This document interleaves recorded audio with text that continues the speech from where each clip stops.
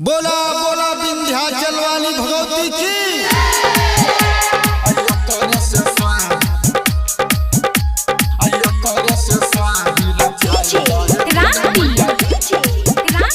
माँ वैष्णवी फिल्म्स की शानदार प्रस्तुति। यही छौरी से मिलाई दहे दुर्गा मैया, यही छौरी से मिलाई द, यही छौरी से मिलाई दहे दुर्गा मैया, यही छौरी से मिलाई द।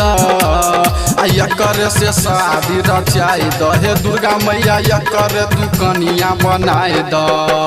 एकर से शादी रचाई दहे दुर्गा मैया, एकर तू कनिया बनाई द। एही छौरा से मिला दहे दुर्गा मैया, एही छौरा से मिला द। एकरे से शादी रचा दहे दुर्गा मैया, एकरे दुल्हन बना द।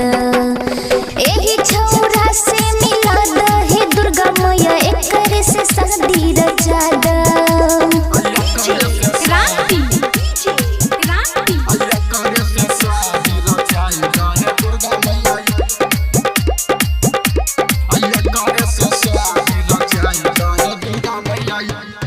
पान सुपारी लोके ए बुदुआरी, बचपन के चियो मैया तोरे पुजारी।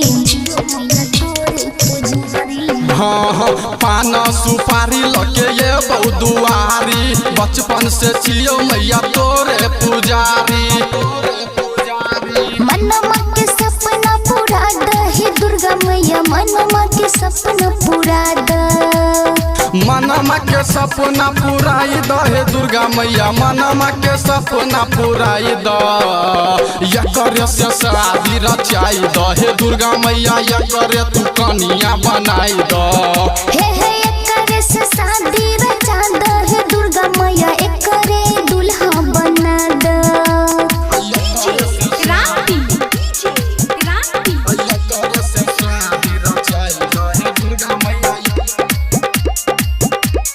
माँ वैष्णवी फिल्म्स की शानदार प्रस्तुति। रुपया न पैसा न चाहिए कुछ और माँ, हमरा के चाहिए ओहे बर माँ।